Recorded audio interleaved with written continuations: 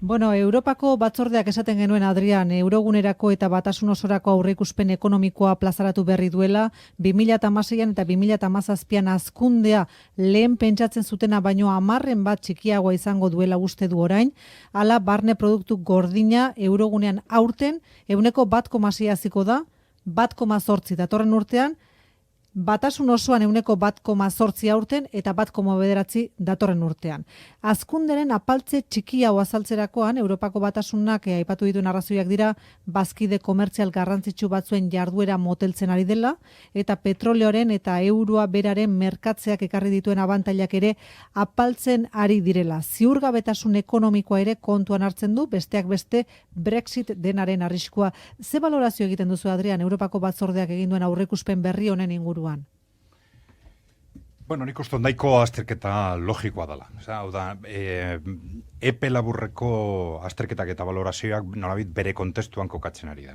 Orduan, badakigu, principios, azken hilabete, azken urtearen bilakaera bai Europan eta bai Espainian positibo izan dela, eta hori alan izan da, objetiboki, baina jakin behar da, eta Europar Batasuna horretaz konturatu da, oso arrazoi kojunturala da, osala horren atzetik. Eta orduan, arrazoi hoien izaera kojunturalaren ondorioz, bueno, pues, zuhurtasun apur bat adieraziz, pues, bueno, transmititu nahi dau kontu zibiltzeko ze kojuntura horiek aldatu daitezke erraz mendik urte batera. Espainiaren kasuan, Bruselak uste du, aurten 2,6 haziko dela, gobernuak uste zuena baino 10 bat gutxiago, datorren urtean aldiz 10 bat gehiago ematen dio Espainiako ekonomiari, 1,2 ez du alde handia ematen, ez?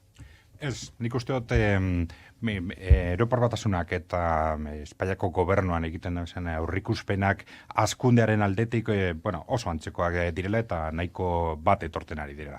Defizitaren inguruan desadostasun oso handia da osala, baina hazkundearen prebisioaren aldetik nahiko bat atoz. Bruselak ez dauka ahaztuta Espainiako defizit publikoa iazko urte 1,5 bukatu zuen, batzordeak uste du Espainiaren defizita aurten 1,3 izango dela eta 3,1 datorren urtean, alegia. Mugatik gora. Bueno, nik uste dut azterketa hori kontestu politikoan kokatu behar dela. Gauza jakina zan, alderdi popularra gobernuan egondan 4 urte horietan, hor zegoela eguteki kalendario politiko oso argi bat, eta kalendario politiko horren arabera, hartutako murrizketen aldeetik eta hartutako neurriak, argizagoen azken urtean, hauteskunden urtean, malgutu behar zirela. Eta malgutze horren ondorioz, berriro, defizitarekin arazoak sortu behar zirela, eta hori da, hain zuzen gertatu dena. Europar Batasunak eskatuta dagoz, gero hemengo edo Espainiaren egoera politikoa dela eta nolabait egoera elektoral hori aber zein punturaino jarraituko duen. Eta orduan, egoera elektoral horretan alde batetik ez direla hauteskunden aurrean, ez da oso praktikoa ez zergak igotzea eta ez gastuak murriztea, eta orduan, kezkatuta dagoz, defizit hori kontroletik kanpo gera daiteken. Hemen hauzia da Bruselak azkenan isuna jarriko dion, eta datorren gobernua edozein delarik ere, murrizketak zorrotzak ezarri beharko ote dituen, ez? Nik uste dut ez da egongo izunei, nik uste dut politikoki Europar Batasunak nolabait apostu bat egiten ari dela Espainian oreka politiko mantentzeko eta nolabait aldaketa politiko gogorregiak ez gertatzearen alde. Bueno, ekonomiaren hazkundea nahitaezko baldintza da enplegua sortzeko. Eustaten arabera lehen hiruhilekoan 26.400 langabe gutxiago zegoen autonomia erkidegoan iazkoarekin aldean, hala ere lan merkatua utzi duten personei sortzaile batik bat jeitsiera, lana 8.700 personek lortu baitute. PRA deritzan inkesta horrek nabarmendu du industriari sortzaiola igoera, zerbitzuetan aldiz 1.500 galdu zirela, eraikuntza eta lehen sektorea burua altxa ezinik daude, zuk ze analizi egiten duzu Eustateko datu hauek ikusita? Bueno, nik uste dut, azkunderekin esan dugun moduan, langabeziaren bilakaera be positiboki baloratu behar dela, argita garbi. Ez? Bai Espainian eta bai hemen. Hori da epe laburreko nolabait azterketa. Beste gauza bada, hainbestetan aipatzen dana, ez da? Hau da, enplegu horren kalitatea, ez da? Prekaritatearen aldetik, eta behingotasuna. Hori da. Nik uste bi faktore dagozala horren atzetik, oso faktoreena bariak.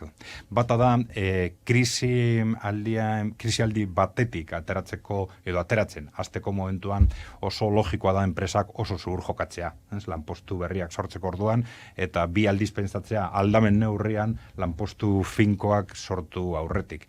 Eta bestaldetik lan erreforma. Lan erreformaren ondorioz oso modu nabarmenean errasten direlako behin-behineko kontratuak eta bar.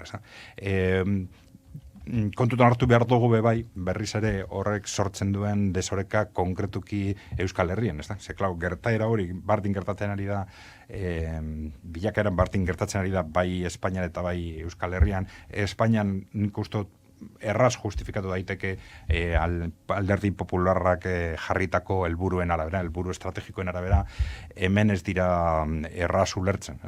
Gure egoera bai soldaten aldetik, bai zorpetzen aldetik, kosten aldetik oro har, ez zuen behar horrelako imendoko, horrelako murrizketak lansarietan, eta alderantziz, igual horri beste hausnarketa bate, beste azterketa bate behar dau, baina nik uste dut ekonomikoki hori oso kaltegarria dela. Beti pentsatzen dugu soldatak bajuagoak izatea sozialki gauza txarra dela, baina ekonomikoki gero eta bajuago hobe, eta ez da holan, justu alderantziz, eta nik uste gure kasuan oso kaltegarria izaten ari dela. Bueno, hor gogoeta bat hortaz baluke, ez besteak beste patronalak egiteko soldaten inguruan. Adrian Zelai, eskerrik asko gaur gurekin izateagatik.